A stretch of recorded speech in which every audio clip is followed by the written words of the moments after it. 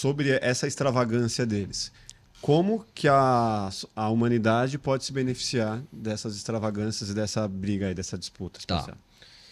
Bom, o objetivo de ir para Marte do Elon Musk, ele sempre foi categórico. Ele falou, é o backup da Terra. Se acontecer alguma coisa com a Terra, a gente tem que ter uma saída. Então, falando do Elon Musk especificamente, ele enxerga um objetivo de proteger a humanidade, levando a humanidade para outros planetas. O Richard Branson, ele prestigia o quê? Viver. O negócio dele é, cara, viva intensamente. A mensagem dele é essa, viva intensamente. A vida é emoção. Tudo que você precisa na vida é aproveitar ela, porque a vida é curta. Então, ele criou uma empresa que fala assim, ó, não é só bilionário e não é só gente da Força Aérea que vai poder voar. Você pode voar. E o Jeff Bezos é um cara mais técnico, é um cara que está planejando botar tecnologia para fazer acontecer. Então ele tem uma visão mais mercantilista.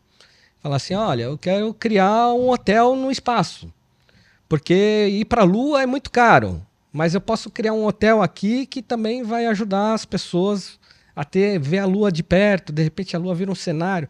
Então ele é aquele cara mercantilista que ele vai ajudar a desenvolver a civilização pelo modo financeiro. Então, no fundo, eu vejo que todos eles ajudam. Todos eles se complementam. Então, mas no final das contas, tudo isso que você falou não colabora em nada para o desenvolvimento da vida na Terra ou para problemas que a gente tem aqui hoje. Mas por que não? Porque no final das contas está sendo um entretenimento, né? Mas imagina só, então vamos voltar no tempo. Você entra numa máquina do tempo, vai assistir lá a decolagem de Santos Dumont, em Bagatelle. Era mais entretenimento do que... Aquela época era ainda esporte de bilionários. Pode crer. Quantas pessoas poderiam pegar um avião? Que se transformou um avião hoje? É um meio de comunicação rápido, móvel, para qualquer canto do mundo, né? O que o Richard Branson quer fazer com isso aqui? Uma espaçonave que decola como um avião. É você pensar num futuro em que a demanda já aumentou o suficiente para baratear ainda mais o custo desse assento. Você fala assim, máfia, vamos comer uma pizza em Roma? Você fala, vamos. A gente pega um foguete como esse, que vai fazer um voo suborbital, que vai utilizar inércia espacial, ou seja, sem aquela fricção da atmosfera toda. Tô entendendo. Em 40 minutos você tá em Roma, cara. Baratinho. 40 minutos, menos do que o trânsito de São Paulo hoje. Você vai comer a pizza lá na Zona Norte, pô, você leva isso. Sim. E aí você vai lá, come a pizza, pega o foguete de volta e volta para onde você mora. Entendeu? Isso é a revolução.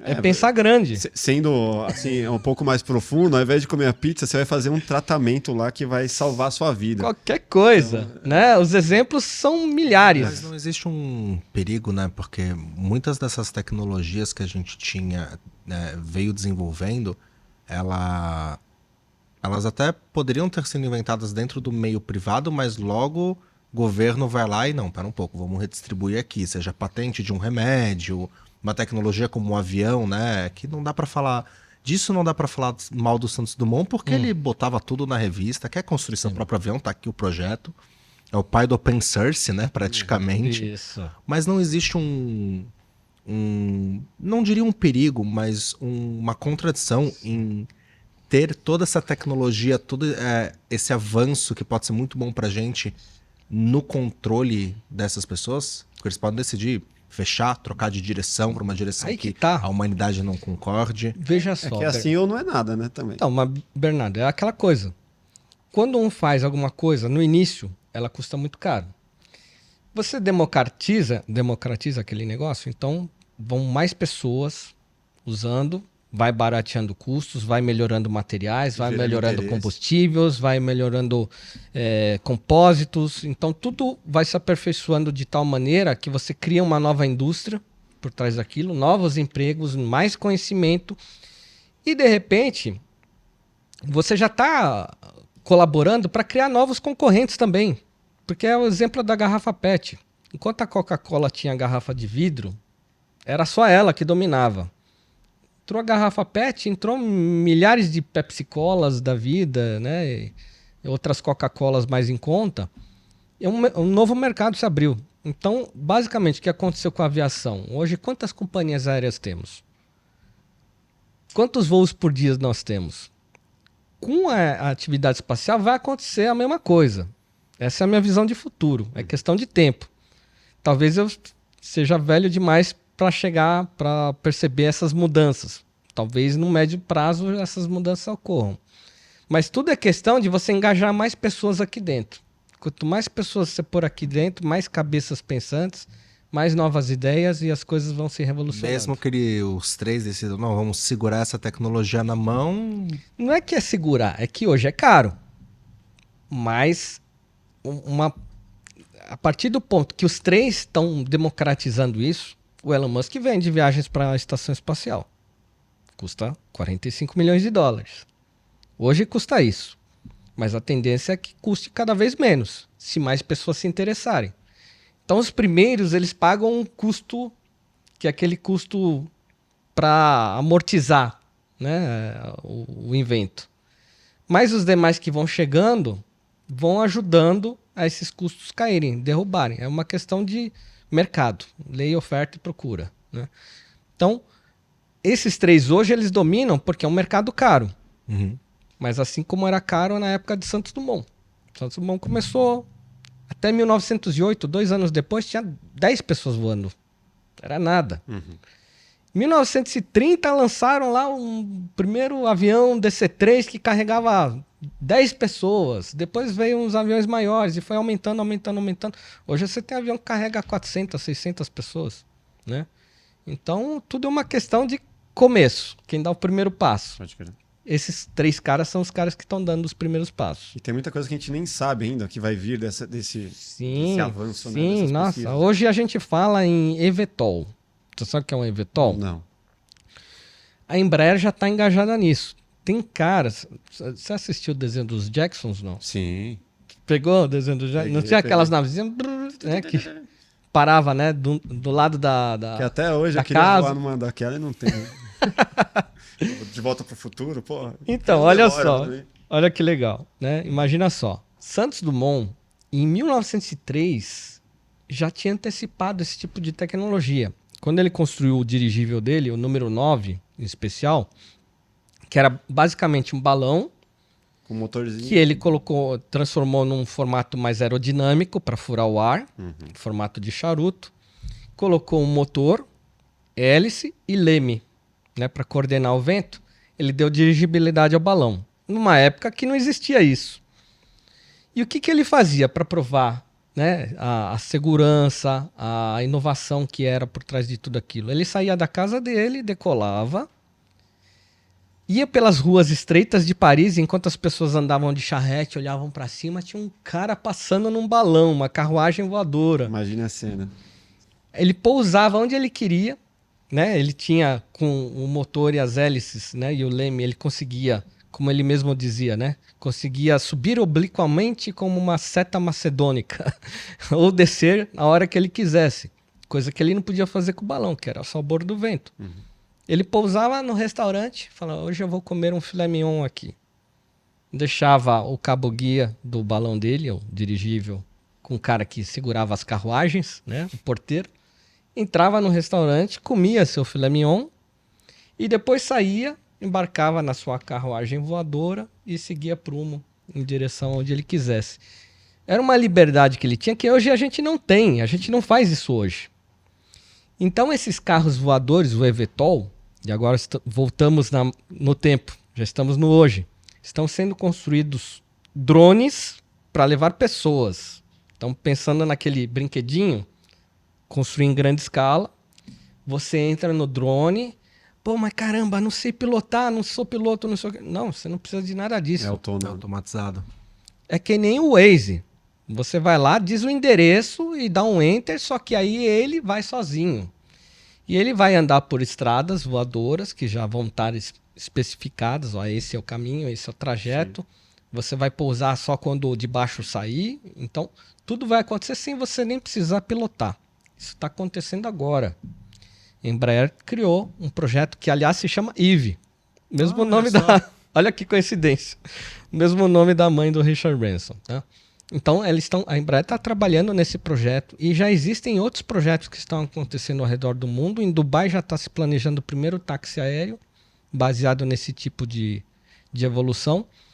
E a gente vai se tornar vamos descongestionar aqui as ruas e vamos todos voar nesse tipo de equipamento. O eVTOL, né? Que é esse carro voador, como a gente chama. Sim, um veículo autônomo, né? Esse veículo autônomo já está projetado, já tem protótipos aí sendo testados. Isso é o futuro.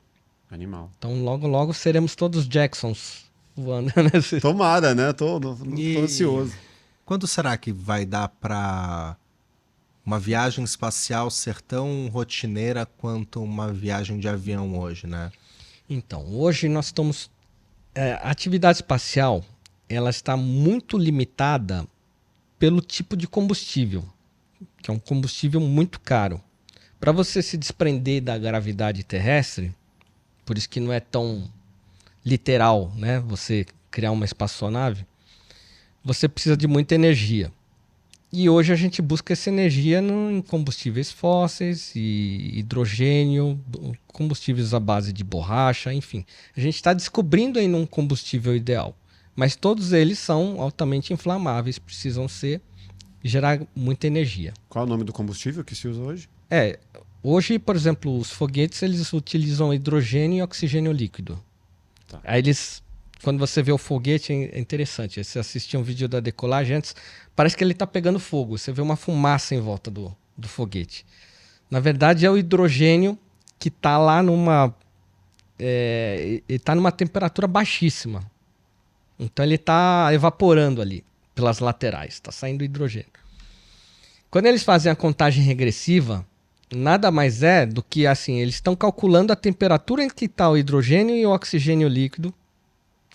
Quando aqueles dois itens estão na temperatura ideal, eles acionam a contagem 10, 9, 8, 7, e aí eles começam a se misturar. E essa mistura insana provoca essa explosão, que é uma explosão controlada, ou seja, ela tem o fluxo para baixo, ainda bem que não é para os lados. Mas basicamente o cara que está sentado ali na cápsula lá em cima, ele está em cima de um míssil, literalmente falando. Né?